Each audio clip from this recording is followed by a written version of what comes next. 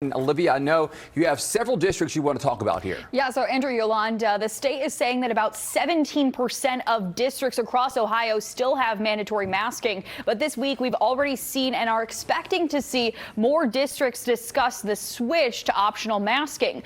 We've done several stories since Emily Noble's disappearance, speaking with her friends, loved ones, and with those searching for her. Never once did we speak with her husband, Matthew Moore. As these locks were placed here, one with a D in honor of 9-year-old Dimitri. Let's start right into it with the Russia-Ukraine conflict. That was the big topic of the night. The president saying he stands with Ukraine after he says Putin rejected diplomacy and isolated Russia from the rest of the world. For many of us, a trip to the mailbox means cards, letters, and unfortunately, bills. But the line that would run through Columbus would connect the 3C corridor, connecting Cleveland through Columbus over to Dayton and down to Cincinnati.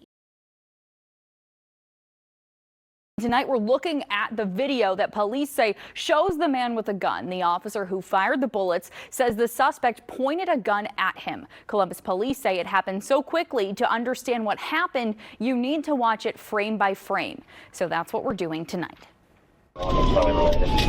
Body camera footage from 4 different officers shows more about what happened in Tuesday's officer-involved shooting. There's people running. There we go. What you're looking at now is the body camera footage for the officer who shot the suspect. Hey. On the ground, drop the gun! Drop the gun! The teen was shot in his leg. The video appears to show his gun a few feet away. He pointed the gun at me, man. I did not point the gun at you. Run your body cam. The officer who fired his gun says the suspect fell, turned around and had a gun in his hand and pointed it at the officer. We're going frame by frame in this video, just as Columbus police suggested. 4 frames before the shots are fired, the suspect appears to be on the ground. 1 frame later, the suspect appears to begin tossing the gun before it lands on the ground. In that time, the officer fires 2 shots. Now, we did not show the suspect's face or name him because currently there aren't any charges in this case. Columbus police identified the officer who fired the shot as Grady Kissy. He has been with the division for 3 years. Inside a place where doing time is measured by seconds, minutes, hours, sits a reminder. I met her at our local quilt shop. Of friendship. About 12 years ago. I don't be able to do this. Measured in stitches. I liked her spirit. She was very fun and loving, and she just, she lit up a room when she went in the room.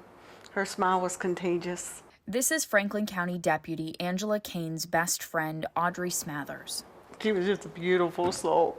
Deputy Kane died in a 6-vehicle crash in September of 2020. Oh, God, I can't.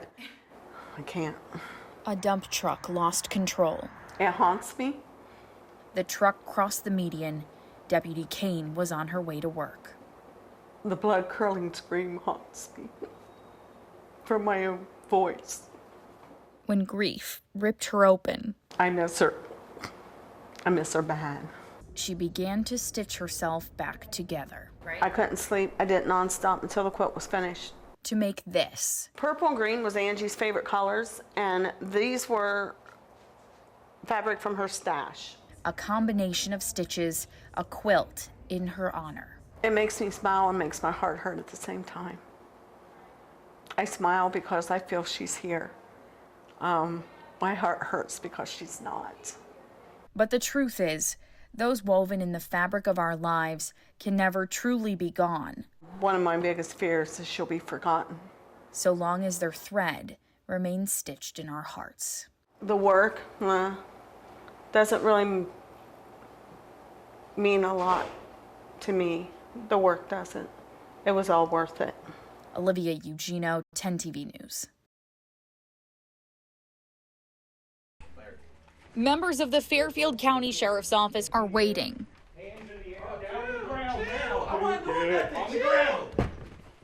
What happened? We got everybody back.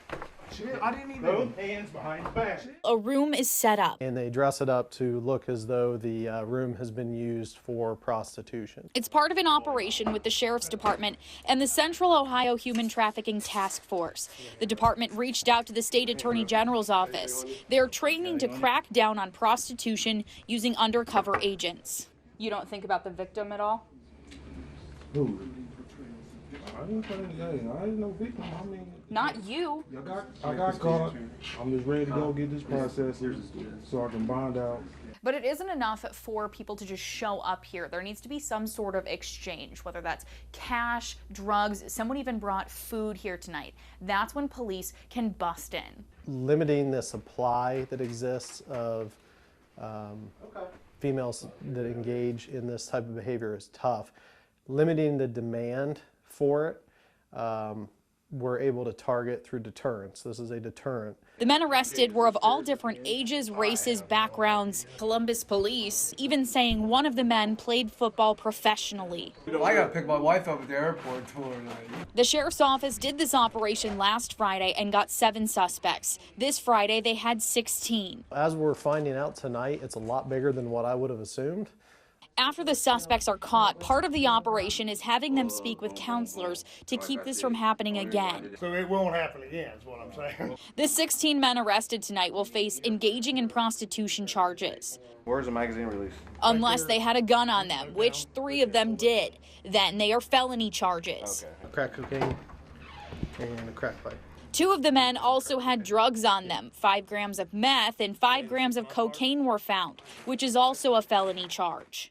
In the last several years that I can remember, we've had just a handful of people booked into the county jail. It's 5 times the amount this week. Those just charged with the misdemeanor will be able to get out of Fairfield County Jail on a $500 bond. Olivia Ugino, 10 TV News.